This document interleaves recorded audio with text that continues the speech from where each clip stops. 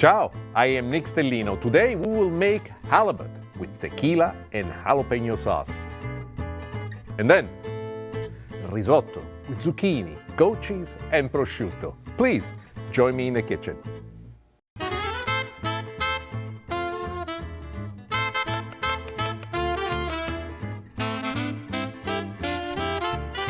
Spicy just right.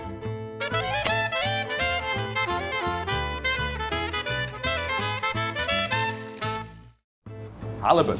I love halibut. Halibut is one of those fishes that to me has a welcome, sweet, gentle, buttery flavor that I adore. The fish is huge. I mean, there have been specimens which historically, once fished out from the deep, deep water of the ocean, been almost 600 pounds in size. The fish is big, it's large, but it's very flat. It's very flat because of the fact that down the depth of the ocean, the pressure is so much. The fish has what I would refer to it as not a model-like look about it. I wouldn't call it ugly because that's an insult, but let me tell you, pretty it is not. Great source of omega-3 acids, fabulous as a matter of fact, responds extremely well to just about any type of cooking that we do. And it has been fished commercially, especially in the Alaskan water, since the late 1890s. One of those fishes that's been part of our diet for many, many years. I have an idea on how to combine this fish with tequila and a special sauce that we'll make for it. In just a moment, I'll show you exactly how. Come with me in the kitchen. Halibut, my favorite fish. Isn't it beautiful to look at? It's got a dense meat. It picks up flavors. In my opinion, you can almost put flavorings that would go well with meat. That's how much I like it. Let me show you how to make the sauce. The sauce is very interesting. It's a sauce that we make with tequila and jalapeno.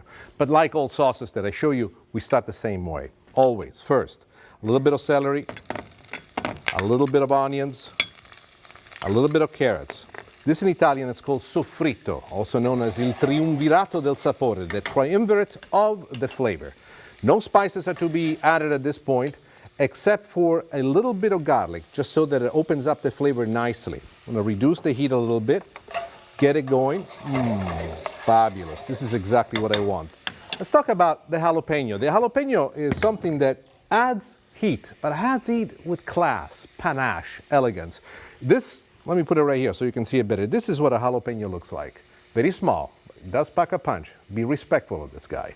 Let me show you how to actually handle it. I like to cut it in half, like this. Then I like to cut the half in quarters, just like this. And this is what we are left. This point, we go with the blade softly, attentively. What you want to cut out is the inner core, the white part. The seeds that you have, and you can see them still stuck here on the blade of the knife, those are very powerful. They're very spicy. Do not mess with those. Get rid of them as much as you possibly can. Now, the next thing that we're going to do is cut this in little strips, or depending on the use that you want to make, and then we cut it in small pieces, just like this. The jalapeno is one of the ingredients that I recently discovered and started to incorporate in a few of my flavors. But what I love about the jalapeno is that not only imparts heat, but it has flavor of its own, just like a pepper. It's one of those things that serves two personalities at once. The next thing that I like to do is to actually braise this and deglaze it. So let's talk about the braise and then we'll talk about the deglaze. The braising part is kind of interesting because it puts together two ingredients that people are not accustomed to see, at least not together. One is the lime juice. I'm going to increase the heat right now on the lime juice because I want to show you how it glazes up once you add it. Lime, unlike its cousin, the lemon, has a flavor profile all of its own that brings the sauce in a certain direction. However, the fact that the lime is so strong and so acidic in certain ways needs to be counterbalanced by something else, and that is the agave nectar. If you don't have agave nectar, you can just use sugar. But one of the things that I love about agave nectar is that it brings the point home, and it does it in a different, interesting way. So here we go. Look at it pouring down. Just absolutely beautiful. It has the sweet and sour that it builds into the sauce at the very beginning. Now, we have almost all our ingredients into place. What is the one thing that's missing? Could it be parsley? Let's add it. There it is. But what else is there? There is something missing. What is it? Tequila. Sì. I must admit, as Italians, we have grappa, but tequila is a whole nother thing, and it's beautiful. With all these ingredients, tequila was made to go with the sauce. That's what I have to say. So a little bit of tequila in there. Let it reduce. The tequila gives a base to the sauce that when I made it for the first time, I was totally amazed on how truly opens up the flavor. It's like you're building a home and you start putting the walls, the windows, the roof on it. And the tequila is essential. I almost call it a foundation for this. And a foundation that does not make the sauce taste like any other sauces. In spite of the fact that the ingredients might be similar, is just completely different. You see the way my hands go? If you watch this show 10 times really fast, this is going to make you laugh like crazy. I know. I do it sometime when I watch myself. Now, the addition is of other liquids. What are we going to go with? I have in here clam juice. And I know that some of my viewers have written before, and they're allergic to shellfish. If you're allergic to shellfish, don't use clam juice. Just use the same identical amount, but use chicken stock instead. So we'll go with a little bit of clam juice and a little bit of chicken stock. We are going to take the sauce. We're going to bring it to a boil. Once the sauce reaches a boil, we're going to reduce it all and allow the sauce actually to go down to a simmer. Why a simmer? People say, Nick, why do you always want to simmer your sauces once they reach the boil? I feel that as the sauce reduces on a simmering flow, the flavors, as they're reducing, they opened up with much more grace. It's almost like a fact that the harshness of a quickly reduced sauce is missing. It's smooth, velour-like. That is what we're shooting for when we're trying to create the sauce that has such a strong and beautiful personality. The next thing that we're going to do is the handling of the fish itself. The handling of the fish itself is quite simple. It's nothing that you have not seen before. In the pan in here, and I like to use a non-stick pan when cooking with fish, I place extra light olive oil. The reason why I do that is because unlike extra virgin olive oil, the extra light olive oil can take really high intense heat without smoking. Let's now talk about the flavoring of the fish. One of the things is when I cook at home and my family comes over, minimum, it's 10 of us. It's a lot of people. It's a lot of pieces of fishes. So one of the things that I do before I serve everybody, I actually create the spice mix. So we have some salt in there. To this, we add a little bit of pepper. To that, we add a little bit of paprika. By the way, I got everything pre-measured here. And a little bit of onion powder. Then, using a spoon, I want to make sure that I mix it all together. Why is this helpful? It's helpful because when you go down a line of several pieces of fishes and you just want to get them right, here you have the spice mix that gives you exactly what you want.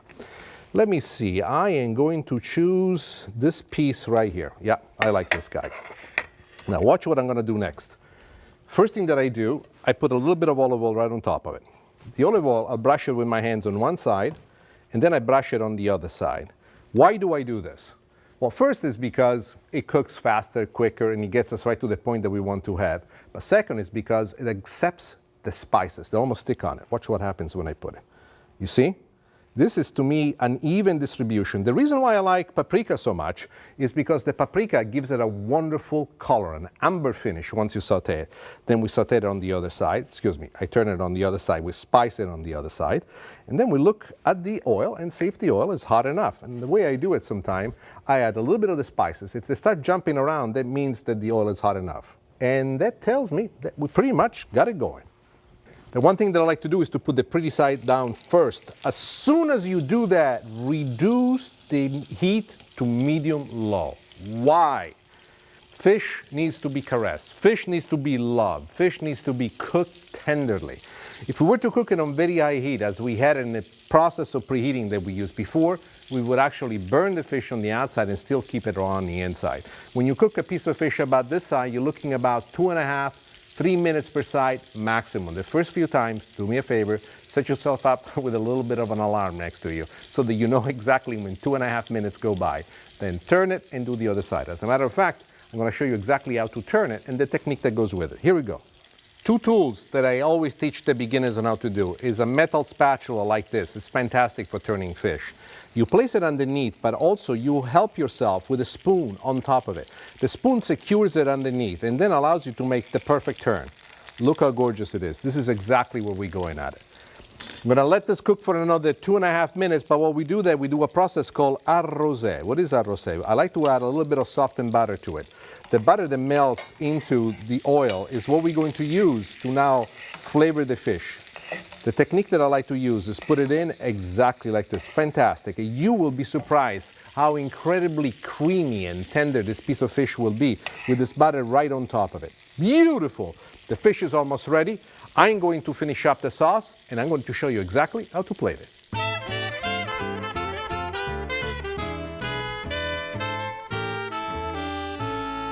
We have strained the sauce and then we reduced it again to a glossy consistency, but we are not finished. While the sauce is still simmering, here's what I'm gonna do. Add a few more pieces of jalapeno and just let it cook for 1 or 2 minutes. They're cut so small that will have just a bit of a bite, but at the same time will be beautiful to see on the dish. Let's take a look at the dish. How do we present this? Here's what I like to do.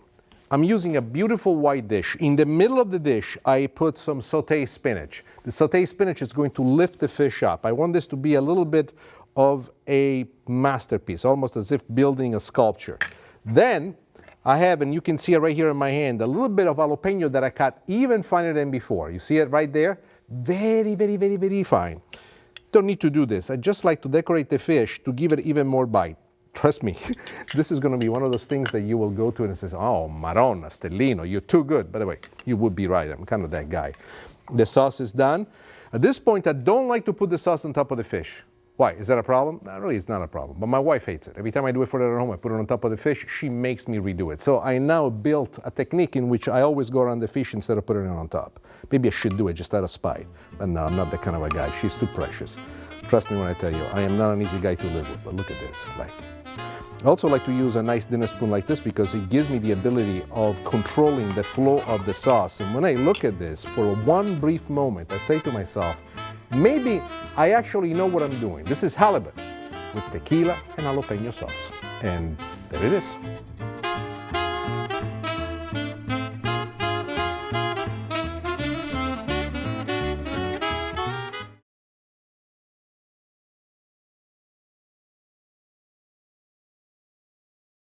I wanted to find out a little bit more about tequila, so I came to ask an expert, my good friend James. James, tell us about these different types of tequila that you've laid before us. So, all tequila is distilled from one species of the agave plant, the Weber blue agave. There are 3 main types. You have your Blanco, your Reposado, and your Añejo tequila. Your Blanco tequila has no aging whatsoever. It's distilled and put right into steel barrels to be bottled. Your Reposado tequila is aged in oak barrels, anywhere from 3 months to 1 year. It has, the oak will impart a little bit of caramel, vanilla, spice, and smoky notes to it. And your Añejo tequila, the third, is aged anywhere between 1 and 3 years. And this will impart even more oak flavor, some smokiness, some spice, some vanilla, some caramel, and sometimes those flavors will even override the agave flavor of the Blanco. Then the real question is, which one of these would be best for actually making a sauce? The best thing about tequila is it's so diverse. You could cook with any one of these. If you were looking for a little bit sweeter, more caramel notes, something more similar to a whiskey, you would use the Añejo tequila. If you were looking for something brighter, fresh, crisp, you would use the Blanco tequila. The Reposado is somewhere in the middle. It'll have some of the bright notes from the Blanco and some of the spicy, sweet, caramely notes from the Añejo. Well, I got my answer. It's about time for me to put my mind together and create something special.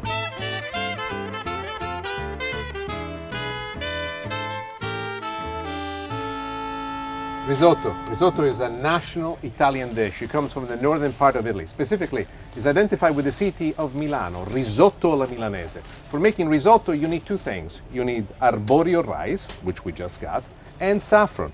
But how did risotto come about? Well, there's a legend that it was invented by a young apprentice who was involved in the making of glass for the Duomo of Milano. His name was Valerius, who decided to using the saffron that he used to color in the glass windows into the making of risotto.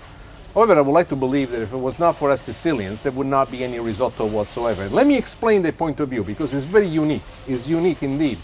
It was the Arabs who invaded Sicily in the 14th century that taught us, for the first time, how to grow rice. And it was through the usage and the techniques that were developed in Sicily that eventually rice was grown all throughout northern Italy. So in a certain indirect way, that's how risotto came about. Now, I'm going to take this arborio rice, I'm going to bring it to my kitchen, and I'm going to make a recipe that will forever be in your memory as the best risotto you ever had. So come with me in the kitchen because I'm about to make something wonderful. And if you do it right when you make it at home, you'll start talking with an Italian accent, just like me. This is going to be a fantastic dish, risotto with goat cheese and prosciutto. I'm going to walk you through the step on how to make the best risotto, and I will show you a secret, something that really I've invented. I call it glassatura di parmigiano. I'll give you the details. In the pan, we put some extra virgin olive oil, to which we add immediately the zucchini. Now, one of the things I want you to notice is that the oil is kind of nice and hot. I want to brown the zucchini a little bit. I did not add any salt to the zucchini, because what the salt does, it makes the zucchini sweat. If they sweat, they don't pick up the browning that we want to have. Let's also talk about the spices that we will be adding to this, because once these babies start to roll the proper way, I'm going to be adding them quite fast. I am convinced that for this thing to work, all the flavors have to build at the very beginning of it. And to me, the importance is what fresh herbs we're going to do. Parsley, basil, and mint. Careful with the mint. I have to give you this warning. Why? The mint is one of those spices, especially when fresh, that it could really kind of go over the top. Also, in addition to the mint, we put the thyme. The thyme is something that immediately gives you this great aroma. So now that I've spoken about the fresh herbs, as I will add them, I wish there was an aroma circle here that could bring you where you want to go. But while the zucchini are nice and cooking, the next thing that we do is finely chopped onions, exactly like this. This is very important. We do not want the onions to fight against the zucchini. Together with that, garlic. This garlic, because we're cooking with such high heat, I have a nicely sliced, thick. Ay, ay, ay. The aroma just by itself is splendid. Now here we go with our herbs. Parsley, basil. There you go with the mint as well. A little bit of red pepper flakes. These you want to be careful. Just a pinch, which is about 1/8 of a teaspoon, will give you a nice slow bite when you're cooking for 2 people. My wife prohibits me officially to add any more than that. Now, I'm on the set of my television series. There is another pinch and there's another pinch. Why? Today I just felt like that.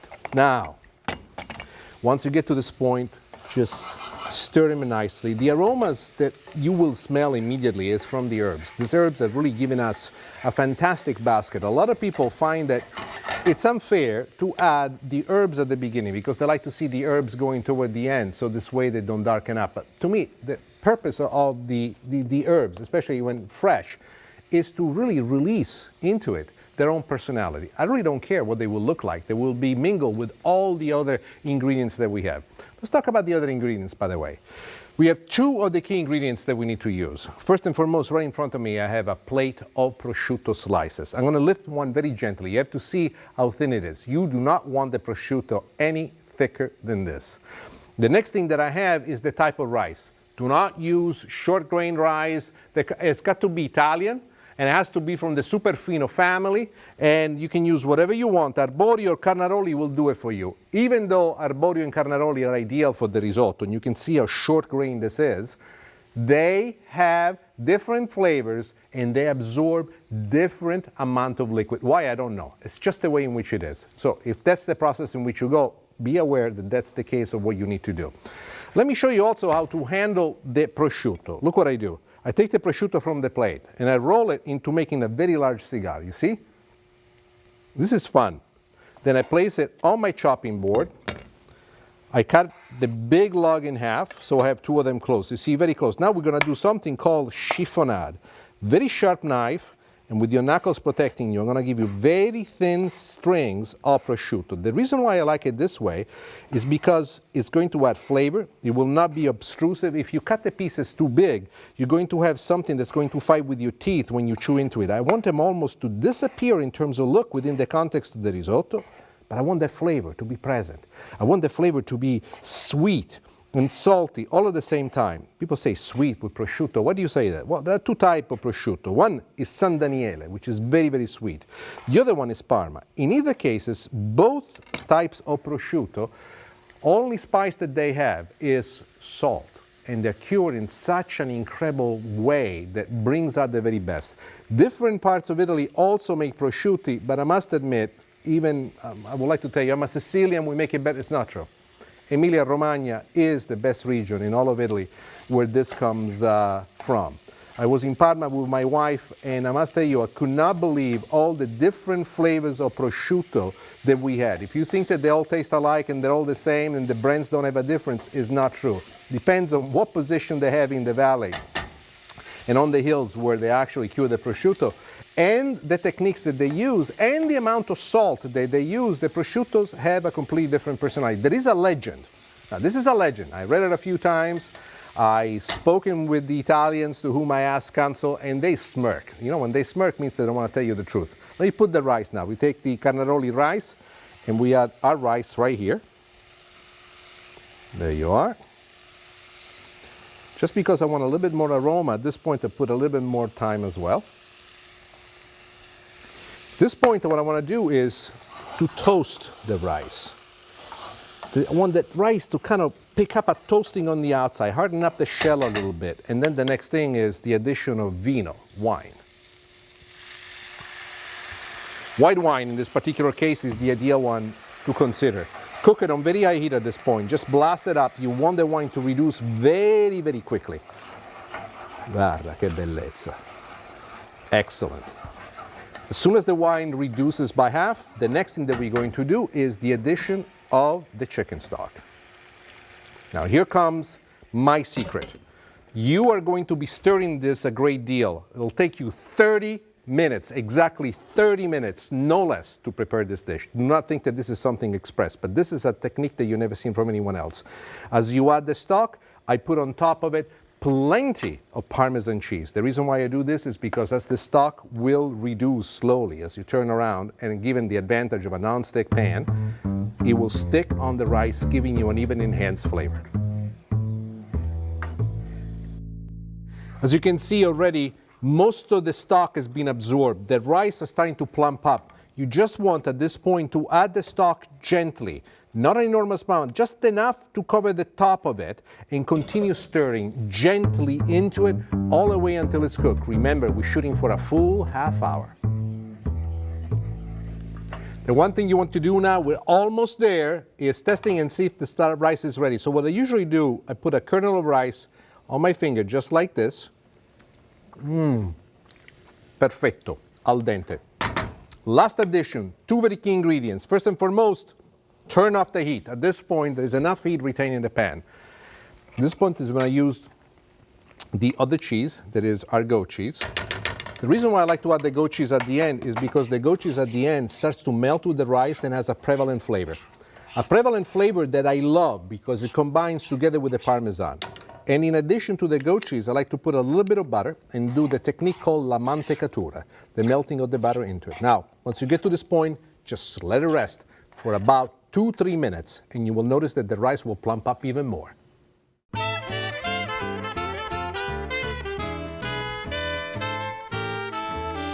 And we are done. You see how loose it is? This consistency of risotto is called all'onda. It means with a little bit of the wave. And now I serve it. My favorite red dish. Look at that. Look how creamy it is, the way it flows. It's just absolutely spectacular. Mamma mia. Am I good or what? Actually, I think I am. Let me put this away. Ooh, a little piece of risotto in here. This I ate for myself. A little topping with freshly chopped parsley. Slow down to remember that life is beautiful. Risotto with zucchini, goat cheese, and prosciutto. And there it is.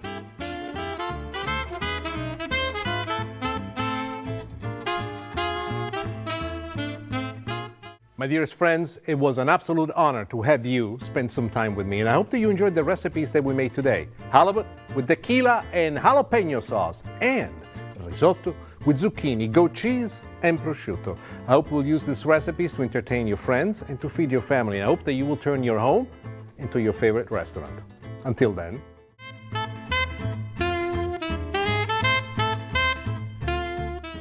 Well, when you want to get the best of meat, make sure that you go to your local butcher shop. My butcher is fantastic. As a matter of fact, he looks like a movie star. Hey, Russell, how you doing?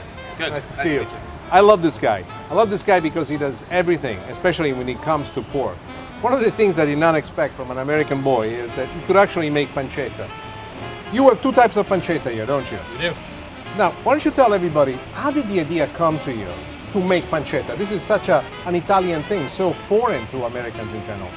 Well, we get whole animals, and they have these beautiful bellies on them, and I wanted to figure it out because I love it, and so we just tried it. I want to tell you something about the American spirit of independence. Now, did you have an Italian mentor, or you made research on your own and you just went for it? Yeah, just read. I've never even been to Italy. I love this guy.